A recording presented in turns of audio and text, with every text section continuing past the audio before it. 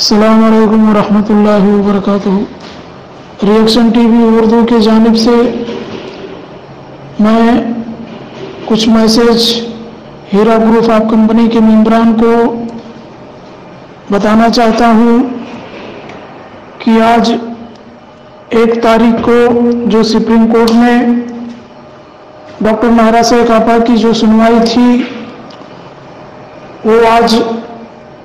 हो गई और इंशाअल्लाह आने वाले 5 तारीख को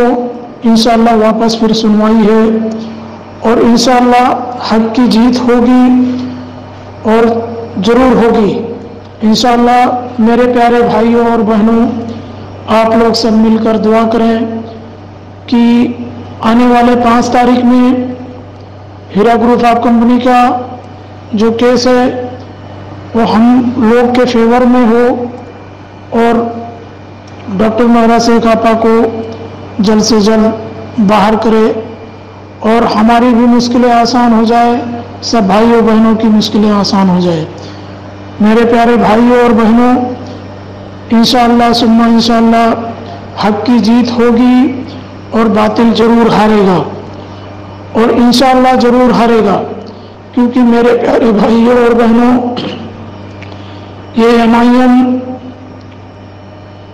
जो है हमारे डॉक्टर नाहरा शेख आपा को साजिश के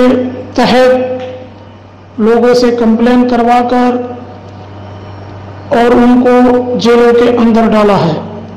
और मेरे प्यारे भाइयों और बहनों, इंशाअल्लाह ये मुसलमानों का दुश्मन ही है और दुश्मन ही रहेगा, क्योंकि मेरे प्यारे भाइयों और बहनों, ये बड़ी बड़ी भाषणें और बड़ी बड़ी फतवें करता है, लेकिन मेरे प्यारे भाइयों और बहनों, आज तक हीरा ग्रुप ऑफ कंपनी के इन्वेस्टरों के साथ इंसाफी नहीं की, सिवाय नाइंसाफी के। अल्लाह ताला इसको गारत करे और बर्बाद करे। अपना तो मीडिया के सामने इसलिए नहीं बोलना चाहता है, अपने चेले और चपाड़ियों को खड़ा करके रखा है, जो कि यह हैदराबाद के अंदर लैंड ग्लैबर, कब्रस्तानों की ज़मीन कब्जा करना, ईदगाहों की ज़मीन कब्जा करना, इनका यही पेशा है। मेरे प्यारे भाइयों और बहनों, अल्लाह ताला से दुआ कीजिए कि अल्लाह ताला हमारी और आपकी मुश्किलें आसान करे।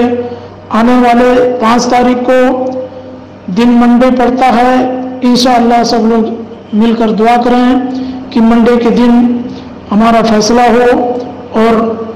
हमारी आपा को जल्द से जल्द बाहर करें। चलिए, अस्सलाम वालेकुम व रहमतुल्लाहि व बरकातुहू।